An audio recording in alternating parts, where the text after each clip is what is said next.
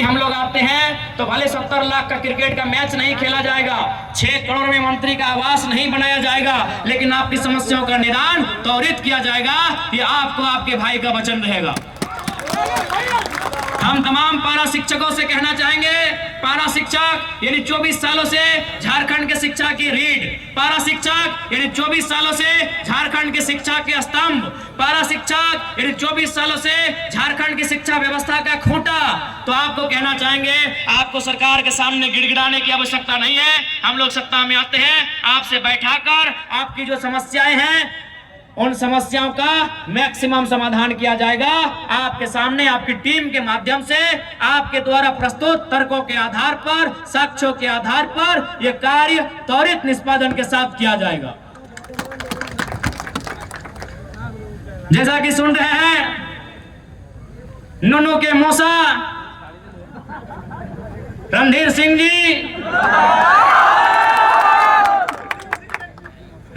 जी ने हमें एक चुनौती दिया था। बड़े भाई हैं, भले वैचारिक मतभेद है, वो कल भी रहेगा। आयु में बड़े भाई हैं तो रणधीर भैया आपके बगल में आए हैं, बादल भैया से हिसाब किताब हो गया, लोग चाहते हैं आपसे थोड़ा बात कर ले। आपने कहा था कि जयराम महतो को चैलेंज देते हैं, तो सुनिए रणधीर भैया, हमने तो आपको लोकसभा में ही चैलेंज दिया था कि आपका लोकसभा पड़ता है दुमका, आप लड़ सकते थे गोड्डा से, मेरा लोकसभा पड़ता है गिरिडीह। हमने आपको चैलेंज दिया था, कहां? धनबाद के लिए। धनबाद अभी किस सीट को? जहां पीएन सिंह 3 बार से सांसद। तो हमने तो आपको वहां से, जहां से आपकी पार्टी का सांसद था, हमने आपको वहां चुनौती दिया था, आपने स्वीकार नहीं किया। तो चलिए माननीय रणधीर भैया, विधानसभा में भी आपकी एक चुनौती को स्वीकार करते हैं। आपका प्रमंडल है संथाल, मेरा है उत्तरी छोटानागपुर। चलिए एक काम करते हैं, आपके संथाल परगना की गोड्डा की 3 सीटों में पोड़ैयाहाट, गोड्डा, महागमा, आदरणीय रणधीर भैया आपको सीधा चुनौती है, आपके छोटे भाई का। रणधीर भैया ये सीधा चुनौती है, आपका घर संथाल परगना है, हम छोटा नागपुर से आके आपको चुनौती देते हैं। गोड्डा जिला में 3 सीट है, पोड़ैयाहाट, गोड्डा, महागमा, आप 1 सीट जाइए और 1 to 1 मुकाबला कीजिए। ये गठबंधन हटाइए, आइए दोनों इंडिपेंडेंट आते हैं। चलिए आइए आपकी चुनौती को स्वीकार करते हैं। अरे क्या कर रहे हैं, साड़ी बांट रहे हैं? क्या कर रहे हैं? जनता लिख के दिया है कि रणधीर सिंह जी साड़ी बांट रहे हैं, टाइगर को रोकने के लिए साड़ी बांट रहे हैं। क्या कर रहे हैं रणधीर भैया, बताइए? साड़ी बांट रहे हैं। वाह वाह रणधीर भैया, हमको लगता है ये तो हम जरमुंडी में आए हैं, ये तो हम जरमुंडी में आए से उनको साड़ी बंटवा दिए। यदि हम सारठ चल गए तो उनसे जींस बंटवा देंगे। हमको लग रहा है कि रणधीर भैया अगर हम सारठ चले गए तो आपको शायद जींस बांटना पड़े। तो चलिए कम से कम हमारा भाई लोग का दुर्गा पूजा में भला हो जाएगा। बताइए साड़ी कितना के साड़ी बांट लो? 300 रुपया पीस है वो। 100 टका 30 रुपया यार, की बोला 30 रुपया में साड़ी मिलो है? 30 रुपया है? आए बा, इतना कंजूस, इतना कोया, 30 रुपया में साड़ी ले लो, तो ताज्जुब है। और चूंकि संथाल परगना में दूधू का मंत्री भी है, और चूंकि दीपिका दी महिला है, महिला पे कमेंट नहीं करते हैं, इनका सम्मान करके बस इनसे यही कहेंगे, आपका जो विभाग है उसका काम कीजिए, नहीं तो 24 में जनता आपसे हिसाब मांगेगी। और हाँ, हफीजुल साहब आपसे कहेंगे, ये जो आपको खेल कूद का मंत्रालय मिला है, खेल कूद मिला है ना, खेल कूद का जो मंत्रालय मिला है, तो आप सबसे पहले बताइए संथाल परगना यानी खुला मैदान, संथाल परगना यानी पहाड़ों का क्षेत्र, आपने कितना जिला स्तरीय स्टेडियम का निर्माण कराया है, इसका हिसाब चाहेंगे।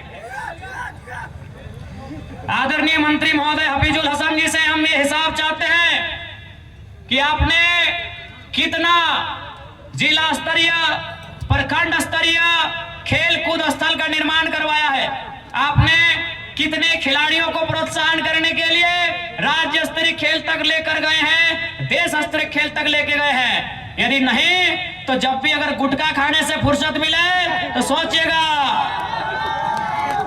नहीं तो लोग इस बार मुंह में इतना गुटखा ठूस देंगे कि वोट मांगने के टाइम पता नहीं चलेगा कि गुटखा थूकना है कि पार कर लेना। बताइए, सार्वजनिक मंच में लोग गुटखा खाते हैं। अरे भाई, आपका पर्सनल लाइफ है, गुटखा तंबाकू कोई कोई ले लेता है। आप एक जिम्मेदार मंत्री हैं और सार्वजनिक मंच में देख रहे हैं मुंह में गुटखा है और बोलते बोलते थूका जाता है।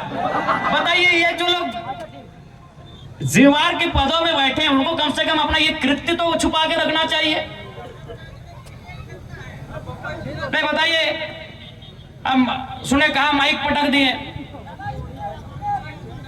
और खैर ये माइक पटकना आप पे सूट नहीं करता है क्योंकि आप मंत्री हैं। आपको अगर पटकना ही था तो 2-4 पदाधिकारी को पटकिए, जानेंगे आपको। इसीलिए कभी गुटखा खाने से फुर्सत मिले तो इस राज्य के युवा खेल कूद में बहुत अव्वल है। संथाल परगना के युवा शारीरिक रूप से मानसिक रूप से बहुत ताकतवर हैं। उन्हें एक खुला खेल का मैदान दीजिए, वो आसमान तक अपनी उड़ान लेकर जाएंगे, ये गारंटी है। और स्पीकर साहब, इस बार हमें लगता है कि नाला की जनता ने आपको जोरिया पार करने का ठान लिया है।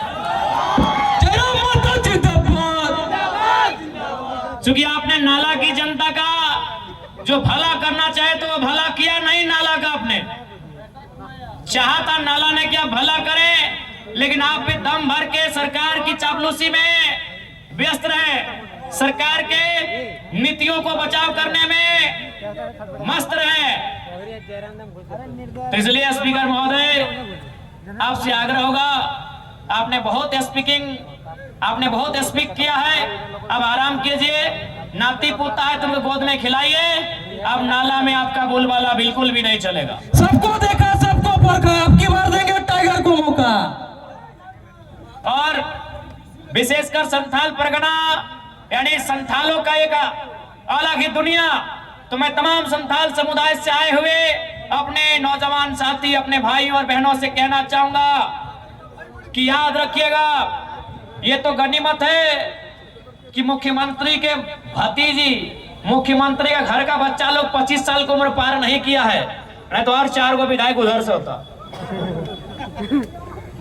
दादा, बादल का भाई विक्रम पत्रलेख बहुत पीसी लिए छे, ओकरा पर ध्यान दे। 30% लिए छे, बोलो ओकरा। ठीक है, 24 में उनका सारा हिसाब होगा। पुनः आप सभी को धन्यवाद, जोहार।